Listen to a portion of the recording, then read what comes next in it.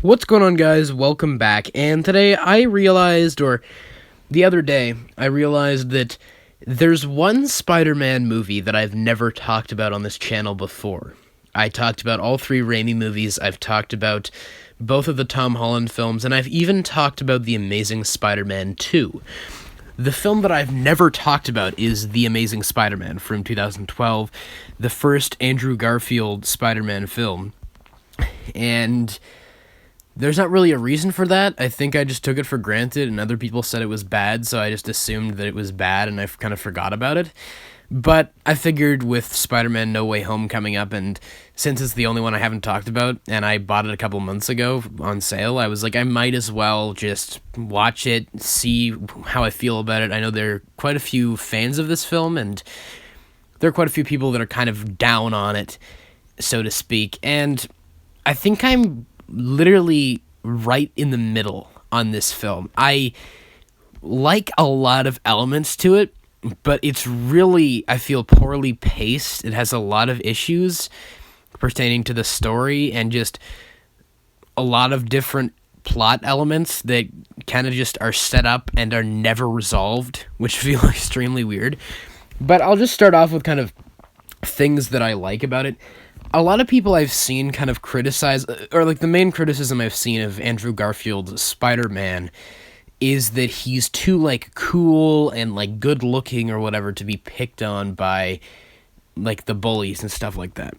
And I don't really have a problem with that, because in my mind it feels like a little bit more realistic, because in real life people aren't really compromising to the way people look or act or anything like that. Like, I mean, I speak from experience, like I've seen this happen before, right? Like, people are uncompromising. It doesn't really matter to people what you look like or act like or anything like that.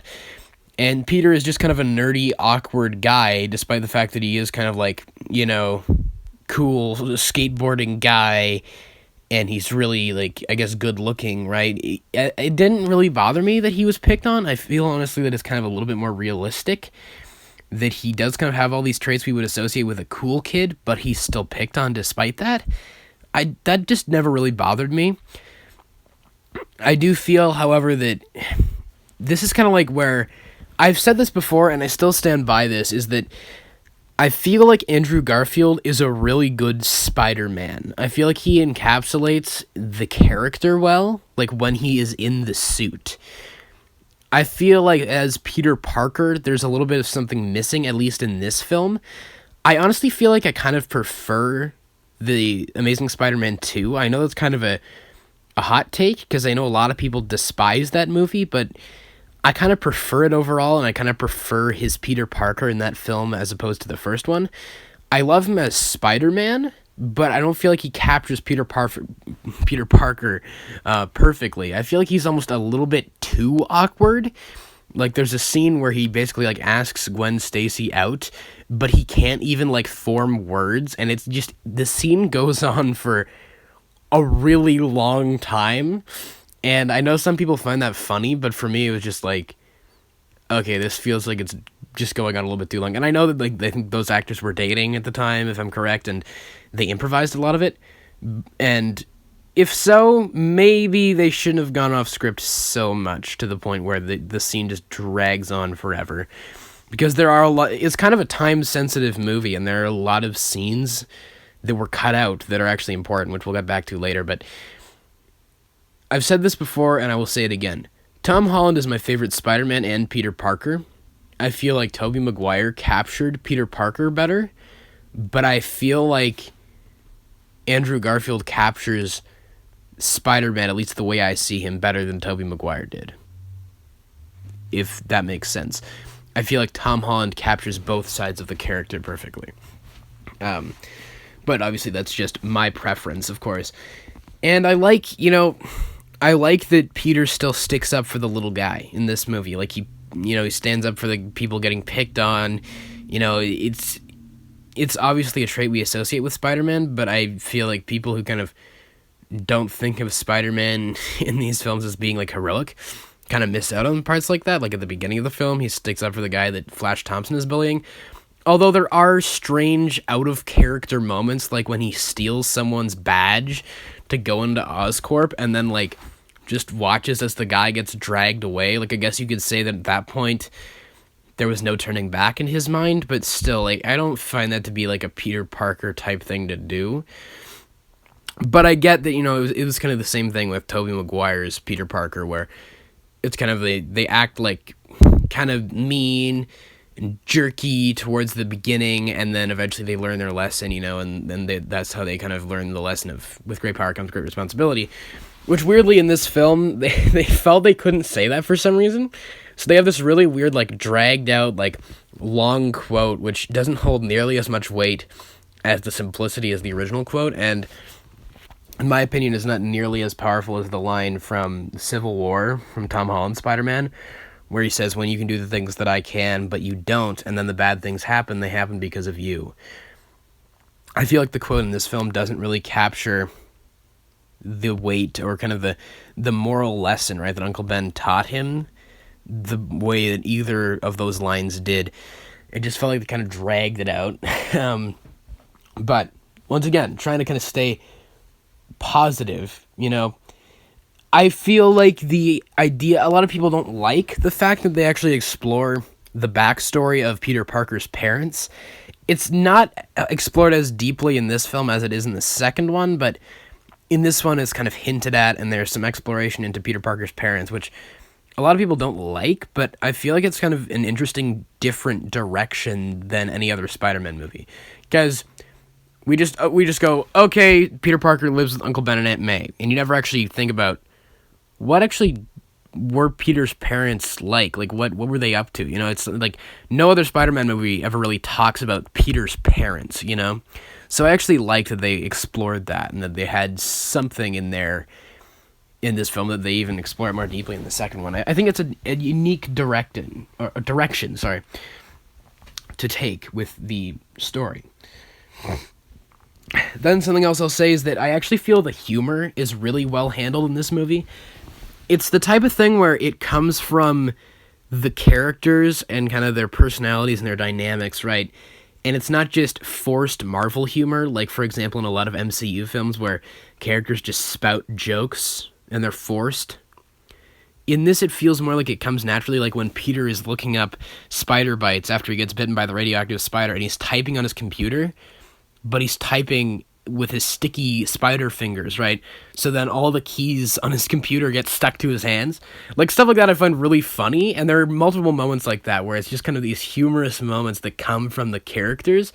I always find stuff like that funnier than the forced Marvel humor in MCU films, where they actually find a way to play off of the characters, like, I don't know, special abilities or their dynamics or just kind of their personalities, just they find a way to create humor as a result of that's kind of creative and clever rather than the forced Marvel jokes, you know what I mean?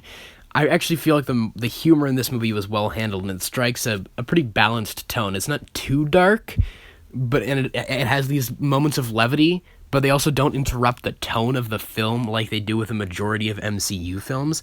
So I'll say that the humor is actually pretty well handled in this film. And the death of Uncle Ben, this is weird because I don't really love the way that he dies in this movie. It feels like it makes a little bit less sense than the original film. But I do feel like the aftermath of it does kind of build upon what was in the Raimi movies. I feel like maybe it's a little bit better. Because if I'm remembering correctly, they kind of just move on with the movie and they don't spend a lot of time on that, but like there's this really, really powerful moment, in my opinion, like following Uncle Ben's death in this film, where Flash Thompson comes up to Peter in the school and he thinks he's going to pick on him, but then he actually is able to kind of empathize with Peter and like kind of tells him, like, I'm sorry, I get it, like, I'm sorry that your uncle died, it's actually this kind of real human moment, and I love that. I actually really, like, that's just such a powerful moment in the movie, especially considering, like, they actually built up the dynamic between Peter and Flash Thompson in this movie. So I like that a lot, They kind of hint at him having some kind of traumatic past as well, because when Peter lifts him up and kind of pushes him into the locker, he says, like, that feels better, right? Or something like that. So, I don't know, that's just so... That moment, it's such a fleeting moment, but it's really impactful, I feel. And I will say that the acting, the characters, like, I think they're all pretty well done. It has some of my favorite versions of these characters, I feel. I feel like, I forget the actress who plays Aunt May, but she might be the best Aunt May. She kind of strikes that balance pretty well from being kind of funny and, you know, she has a little bit of sass to her, like she's kind of spunky, but she's also not, like, completely damsel in distress like the original Aunt May, and also isn't, like, the weird hot Aunt May from the Tom Holland movies, where that was kind of funny at first, but after a while it started to get old. I feel like this Aunt May strikes a good balance, and there are actually some really powerful moments between her and Peter in this film and the second one especially. So, I think this might be the best Aunt May. And then Emma Stone as Gwen Stacy is actually really great. I feel like she might be my favorite kind of love interest character across all three of the live-action Spider-Mans, because in the Tobey Maguire movies, Kirsten Dunst as MJ was just constantly the damsel in distress in every movie, and it started to become kind of comical. And in the new movies, I mean, I don't mind Zendaya as MJ. I think she's pretty good, and, like, she actually does stuff as well, but she didn't really become a prominent character until the second one. The thing that I like about, like, Emma Stone as Gwen Stacy is that she actually takes initiative. She's not just, like, a complete damsel in distress. Like, she actually does play an important role, especially in this film. She's important to, like, getting the antidote or creating the antidote for the lizard serum or whatever, lizard gas, you know, and she does play an important role in defeating Electro in Spider-Man 2 as well, or in the second one. So she actually does take initiative, and she's not just like a damsel in distress. Like, she's actually a pretty spunky character, and she actually does take a lot of initiative and has an important role in the story beyond just being someone for Spider-Man to rescue. So I like that a lot, actually. I think some people feel like that this may be a cliche, like, this isn't your grandma's Gwen Stacy. She's gonna blow up Electro and create an antidote for the lizard serum, and she's not afraid to stay in Oscorp Tower when the lizard shows up to wreak havoc. But I don't know. I liked it. I think she's a really good actress, and I thought she played her well. And, yeah, like, once again, all the actors I feel are really good. Like, Martin Sheen plays Uncle Ben. He played the president in the West Wing series as well. He's really good. All the actors are really good. Dennis Leary as Captain Stacy. His plot element with Peter is actually really well done. I like the kind of themes of, like, unity and, like, family and stuff. Like what Captain Stacy says to Peter at the end of the movie is, you know, you're going to make a lot of enemies, and people are going to get hurt, usually the people that are closest to you, right? And he tells him to not date Gwen anymore, basically. But I really love what they did with him, because it's like, that's kind of a complete arc in the movie, like, his dynamic with Spider-Man. Like, he doesn't like Spider-Man, believes he's a vigilante. It's very similar to what they did with Spider-Verse, with Miles' dad, and how he disapproves of Spider-Man. But in this one, it's like, the whole time they are, like, really, like, the whole time he's face-to-face with Spider-Man, just doesn't realize it. And then by the end, he goes in to save Peter from the lizard. And there's something really powerful about that I really appreciated, you know? So I do have to give credit there. Dennis Leary is a pretty good actor too, and that plot element felt like full. Like, I felt like that was actually really well executed. Like, it's perfectly well done. It's kind of the only plot element that I feel kind of comes full circle and feels satisfying by the end. And that's where we're going to kind of get into the negatives. I really feel like there are a lot of plot points that aren't concluded and kind of are set up and never are resolved. Like, for the first, like, good, like, chunk of the movie, it's him and Aunt May and Uncle Ben. Uncle Ben dies, as he does, and then he has to track down his uncle's killer, and they describe him as having, like, this tattoo on his arm, so every time he finds a criminal and hands him into the police, before he does that, he checks his arm, rolls up his sleeve to check his arm to see if it's the killer. And that's what happens for like a decent chunk of the movie. And then they introduce the plot with Captain Stacy, and then they keep exploring Kurt Connors, the lizard character, and they focus more on that, and then they basically completely forget about that plot point they set up. There's a line at the end of the movie where Uncle Ben is, like, Peter's listening to the message that Uncle Ben recorded for him before his death, and he says something like, "Peter, there are so many unresolved things in your life," and as he says that, it shows the wanted poster for Uncle Ben's killer on the billboard, or on on Peter's wall. So I guess what they're trying to say there is that that's just another thing that was unresolved in Peter's life. So I can kind of excuse that, I guess. But it does feel like they were trying to set that up to be resolved in the next film or in the future, which we know never happened. So that feels really weird. That was never resolved. There's a plot element with this kind of business guy who wants Kurt Connors, through his research, to be able to save Norman Osborn, who's dying, which happens in the second Amazing Spider-Man. But he just kind of disappears. Like, the character wants to take his research and he wants to move to the next step and like use human test subjects, which Kurt Connors doesn't approve of, but then he basically just fires Kurt Connors and steals his research, and then is just going to go ahead and use like old war veterans or whatever for human testing, which once again Kurt doesn't approve of. And then Kurt injects himself with a lizard serum and tries to track him down, and then that character just disappears from the movie. In a deleted scene, he does track him to the sewers, and he ends up getting basically eaten by the lizard. But once again, it's a deleted scene. There are so many deleted scenes like that, like a scene between Kurt Connors and his son, which would have added an extra layer to that character. But as is, his character, it feels super underdeveloped. Like, there's a lot of context missing in the actual film. If you watch the deleted scenes, it fills in the gaps, but once again, I have to judge it as a movie, and that stuff isn't there. So it feels like there's a lot of context missing from his character. He is basically just another version of Doc Ock from Spider-Man 2, just not as well executed. You know, he is trying to use his research to benefit mankind, but then gets, his own work kind of gets the better of him and controls him. But you don't really understand what's going on. You don't really know if Kurt is in control or not until, like, this one scene where you basically hear him arguing with his inner voice, kind of like Gollum and Smeagol from The Lord of the Rings. And you're like, oh, okay, so I guess he is conflicted within himself, and he has this split personality thing where the lizard is taking over his mind. But then he, like, has these moments where they're like, see, he's nice, he didn't kill this person, like, where he breaks into the building, into the Oscorp building, and you think he's going to attack Gwen, but he just takes the device that he needs to launch the whatever friggin' virus into the sky, but he doesn't attack Gwen.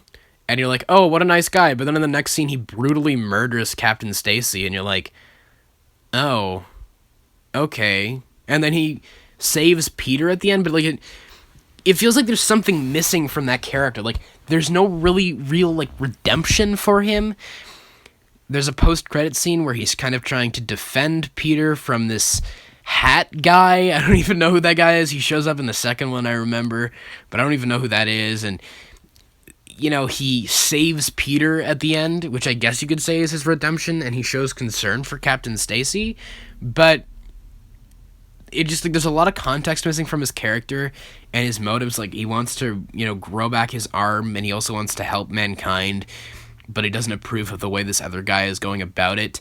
So then he resorts to kind of, as a last resort, injects himself with this thing, but then it gets the better of him and takes him over, I guess. But they really don't go into it that much, and even in the deleted scenes, they still don't explore it that deeply. So, like, I don't even feel like the deleted scenes would necessarily, like, save the movie or anything. I don't feel like the movie would be great even with those scenes added in, but it would improve it.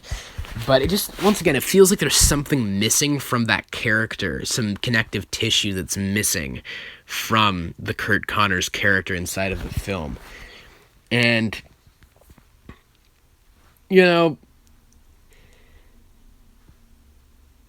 there are some interesting shot types and, like, you know, the way that it's shot and filmed. There are some interesting dynamic shots, like one shot where it's Kurt Connors looking at his hand in this glass and there's the reflection, and then the first time you see Peter swinging as Spider-Man and you see his reflection in this window.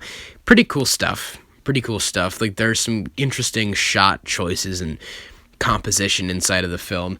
And in my opinion, it does have some of the most pure Spider-Man moments. Like when he's on the bridge and he has to save this kid inside of this car, and he uses the mask to kind of inspire the kid to put it on and then basically feel like Spider-Man, to crawl up to him through the car, and he saves him. That's just, in my opinion, one of the most pure Spider-Man moments. And then there's always kind of that theme of unity with Spider-Man, right? Like, Spider-Man is just still a guy despite his powers, and he still needs people to help him. So it does have a similar scene to the end of Spider-Man when the people start throwing stuff at Green Goblin, or the scene when they save him from falling off the train in Spider-Man 2, where this guy who earlier, whose son Peter saved earlier in the movie, basically gets all his co-workers to line up the cranes so he can swing to Oscorp Tower because he's injured. And, like, people will complain about that and say it's too cheesy, but is the scene at the end of Spider-Man any less cheesy? Where the people are like, if you mess with one of us, you mess with all of us, and they'll throw stuff at Green Goblin. Like, I don't think so. I don't feel like it's, you know, any less cheesy than that. And I think it's just kind of a pure Spider-Man moment. And it has some pure Spider-Man moments, and it's still, like, I can still enjoy it, and I feel, you know, like, it still has elements that connect with me. Once again, the acting is pretty good. Even the effects are pretty well done. That was one of the best Stan Lee cameos. And, you know, it just, once again, it's still just kind of a messy movie. Like, from what I remember, Amazing Spider-Man 2 has a lot of separate plot lines, but they all kind of get paid off and are resolved by the end of the film. But in this one, it feels like a lot of plot lines are just forgotten about once again, like Peter's killer, or Uncle Ben's killer, and Peter hunting him down, and, you know, this other corporate official guy who wants to steal Kurt's research, and just kind of the backstory with Kurt Connors, and it just feels like it doesn't know what to focus on. And then it just, like, it's super weird, like, the pacing is super weird, like, and plot lines kind of hinge on convenience, you know, like, towards the end, Peter goes into the sewer to look for the lizard, then gets attacked, then he barely escapes, but he leaves his camera behind, then the lizard picks it up and looks at it and says, property of Peter Parker on it, and he's like, Peter Parker, and then, like, goes after him at the school. And then after that, the plot just goes, like, 100 miles an hour, like, it just completely, like, rushes to the end. Like, Peter goes into the sewer where Connor's whole plan is just on a computer screen, and it just, like, has this little, like, graphic of the gas being released and people being turned into lizards, and then he just calls Gwen and is like, go to Oscorp and make an antidote. And then, like, that doesn't really bother me because, you know, Gwen was established to have worked there, so she would know how the equipment and stuff works. So that doesn't necessarily bother me, but just the way it just suddenly, like, you know, it's kind of like a relatively slow-paced, methodical film, and then towards the end, it just kicks into high gear, and then just all these plot points just kind of hinge on these really convenient things, like, the lizard realizes Peter Parker is Spider-Man because of his camera, and then, like, all these, and it feels like, once again, there are just moments where they're talking and there's, like, context missing. Like, the lizard starts fighting Spider-Man and he's like, you messed with my plans before and you won't do that again, but it's like, wait, when did he ever get in your way before? Like, that wasn't really established. Like, from what we saw in the movie, he kind of, like, went to see Kurt Connors and then realized that he was probably the lizard guy, but he never, like, intentionally tried to get in his way. So it's just super weird. Like, some of the lines just kind of feel like they're missing context. And yeah, it's just, it has some of the purest Spider-Man moments once again. but it just doesn't work completely. Like, I like the actors, the effects are pretty good. Honestly, the action isn't the strongest. I feel like, honestly, the best action scene is Peter's fight with the lizard inside of the school, but even that's really brief, and then, like, there isn't really a lot of action in the movie, honestly. The final battle is, like, super short. They don't really have a fight. It's more based on emotional payoff, which I don't mind, because the thing is, for me, that I value in films, once again, and I've talked about this before, is, like, I can value a movie that a lot of other people don't like because it works on an emotional level for me.